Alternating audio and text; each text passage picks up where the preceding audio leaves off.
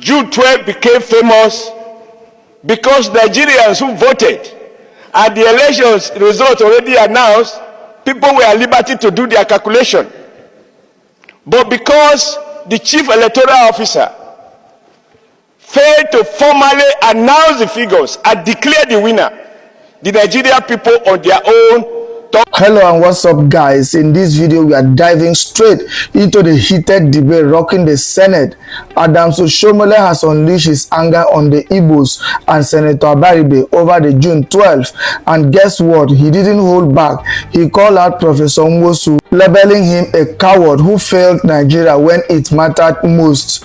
Oshiomhole didn't mince words. He said if Nwosu had the courage to announce the June 12th election result, history would have been different. Instead, he claims Nwosu's inaction cost Nigerians dearly, even leading to the tragic death of his own younger brother. And here is where things got even more intense. He slammed the motion brought by Senator Abaribe, saying it was twisting history and rewarding failure. Oshiomhole is not holding back. He even said if Nwosu was truly brave, he would have confessed the truth after democracy returned, but he stayed silent till death. Now, senators are clashing over this. But not everyone agrees with Oshiomhole. Some senators argued that Nwosu was just a victim of the military dictatorship and had no real choice. Others even called for respect for the dead, saying debates like this only reopen old wounds. So, was Nwosu truly a coward, or was he just powerless under the military? Did Oshiomhole go too far with his words? And why is this debate causing serious division in the Senate? Guys, I will let you watch this video for yourself so you can see exactly what I am talking about. Also, don't forget to like, share and subscribe to this channel if you haven't already done so. Take a look, guys, and remember to share your thoughts after watching. House to come to these chambers, I ask God to guide my thoughts, to give me the will to speak the truth and to service my conscience. I have listened and I've read through this two-page motion moved by a man I respect and I will always respect. But when it comes to facts, the written word, it will go into history. I want to be on record as saying the following. Paragraph 3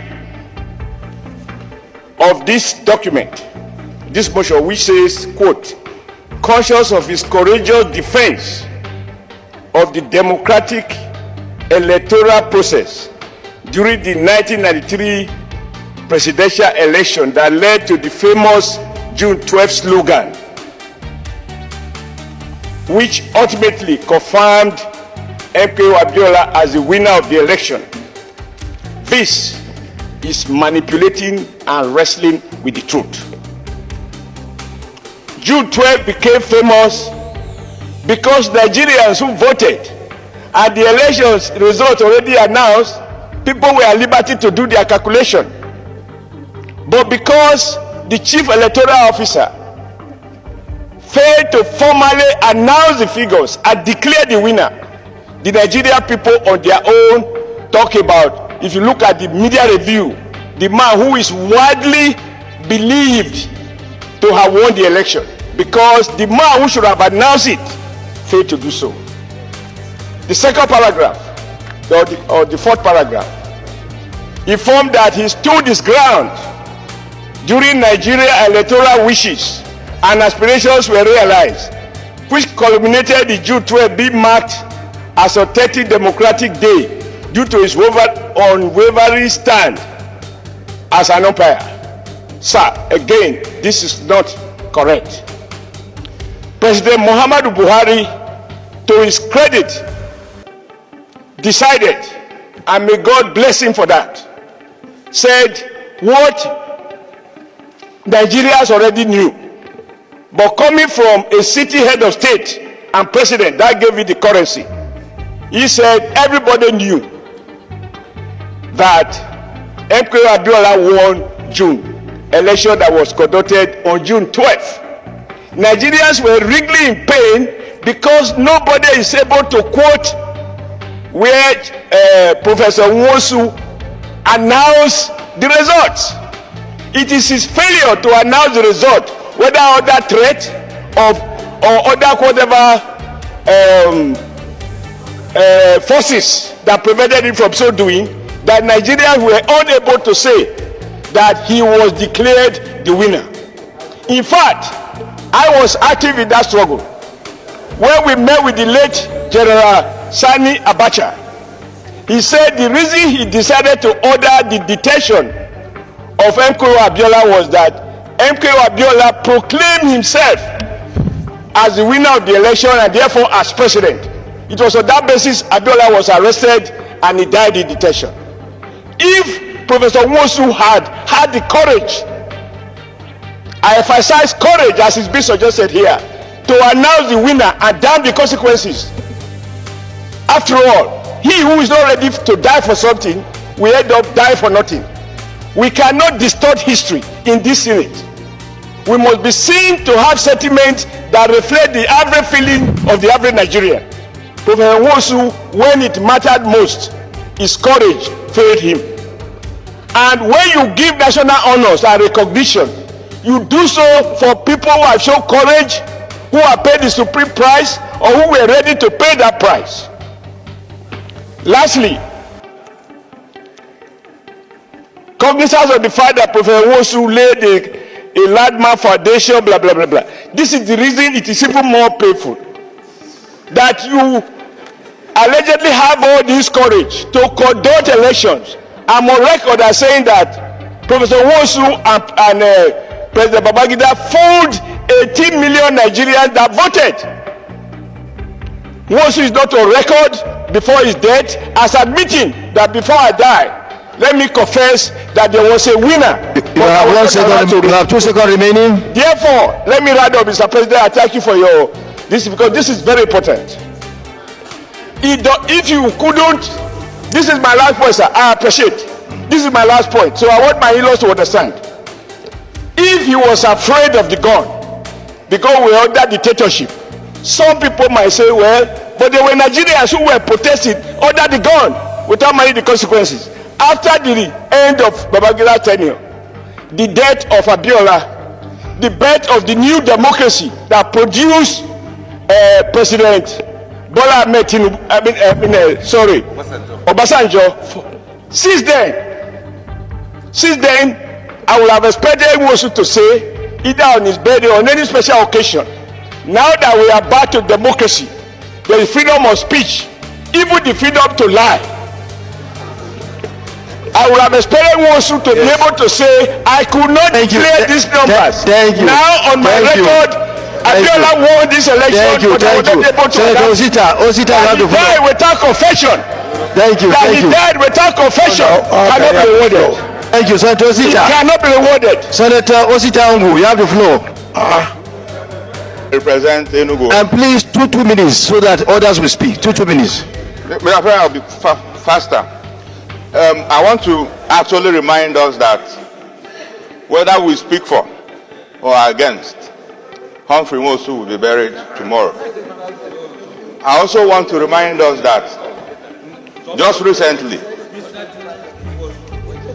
the former president Ibrahim Babangida held an event lately which everybody, even several people here attended, including the current president of the country. And everybody came up because he is alive to speak good of him.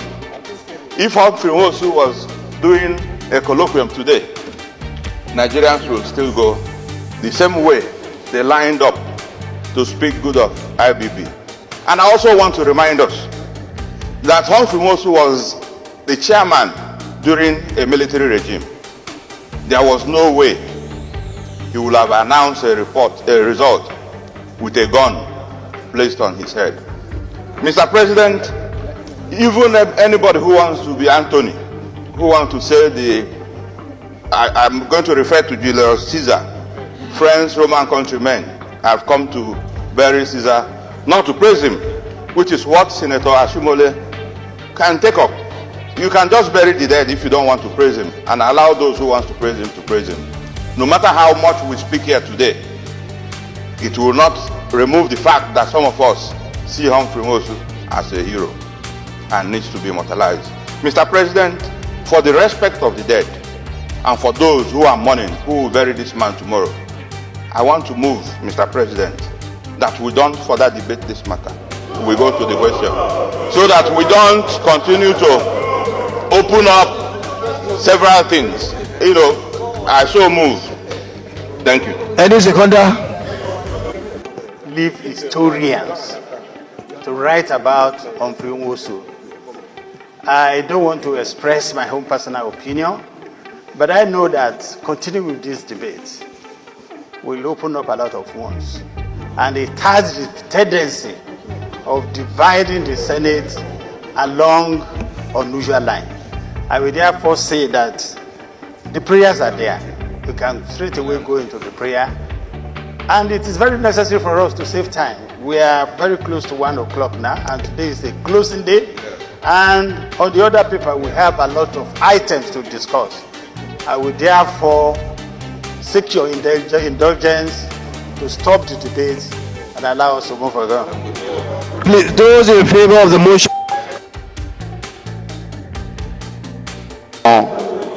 Representing Ogun West Senatorial District. Mr. President, this is one issue that Look, let me say this for him. You say, where were you? His junior brother died. His junior brother was killed during the June 12 saga. Sir, let me make my submission that I can tell you where I was when it happened. He's protected. Allow him to speak. He's protected. He's from NLC. That's why he's speaking like that. Mr. President, very distinguished colleague, this is one issue I have tried as much as possible to avoid. Yesterday, when my brother, Senator Abaribe, brought this matter up, I took up and said, no, I will not allow this to happen. Because he's about to remind me a very sad memory. And I'm speaking not along party line or ethnic or whatsoever, as I've watched and listened to the contribution thus far. Mr. President, very distinguished colleague, as a result of the action and inaction of Professor Humphrey Nwosu, I lost my immediate junior brother. He died right behind me for him refusing to do or carry out his duty as INEC chairman. Mr. President, many of my colleagues have stood up here and said he conducted the free and fairest election. There are three different meanings and three different interpretations that we should look at: conducting election, releasing results, and announcing results. Yes, he conducted the election. Yes, School of Thought said he releases all the results. But you and I know releasing results is not the same thing as announcing results. He failed at the critical moment when he's supposed to salvage this democracy. Today we celebrate Abiola, or those people who have contributed to the success story of June 12, because they lived their life, they put their life on the line. If he is coward to withdraw in doing what is right at the critical moment, I think my brothers here should be fair enough. We are not saying you should not bring this matter up. And as my colleague have said, everybody that we have put before us that should be honored, we have celebrated them here. And don't forget, this is the highest law-making body of the Federal Republic of Nigeria, where we should see ourselves as one and one Nigeria. Professor Humphrey Nwosu, with due respect to him, because he's now late, does not deserve to be immortalized as one of the very few Nigerians that have done the right thing. And I want to plead with my colleague. As I've said, I'm not speaking along the ethnicity line, along the party line, but I'm speaking as Nigeria, who witnessed the horrific moment. Thank you. Once again, of Professor Humphrey Nwosu to carry out his assignment at the most critical hour. Now let's go to prayer. Mr. President, distinguished colleagues, I think we are using too much emotions. And not much of the facts of the case. I call myself a victim of June 12th, precisely because I contested for the Secretary Generalship of the SDP in 1993, and we lost the election to Sule Lamido, who was the former governor of Jigawa State. After that, we had a lot of trouble selecting the vice presidential candidate. I was in the Kingibe faction, and we were able to defeat Atiku Abubakar to get Abiola to name Kingibe as vice president in order to have a seamless election. We went through that process, and we knew we won the election. It was annulled. Everybody knew what happened, or what happens under the military. To accuse this late gentleman of not allowing the election, not announcing the election, I think is very, very ahistorical and charitable. Mr. President, even under duress, he was not even to have conducted the election in the first place, but he went ahead and conducted it against the military who appointed him. After the election results started coming out, and it was aware that Abiola won the election, Nwosu asked his Director of Legal Services, Malam Buhari Bello, who is still alive, he's my junior brother, to go to court. Buhari went to court, and he won in the court in the Federal High Court. The appeal, he went to the Court of Appeal. Like my statesman from Anambra, Senator Ume, said, they were afraid that the Court of Appeal is going to give INEC a favorable response. The military came and annulled that election and disbanded INEC. And at that time, my junior brother Buhari Bello lost his job also, together with Nwosu. Now, how come with this historical narrative? Some of us are alive. We are participants in that process. There are some people here who are talking who have never been part of the process. And then you are coming out painting certain historical narratives which are wrong. Please, let's honor ourselves and uphold what is right and do the right thing. Thank you, Mr. President. Now,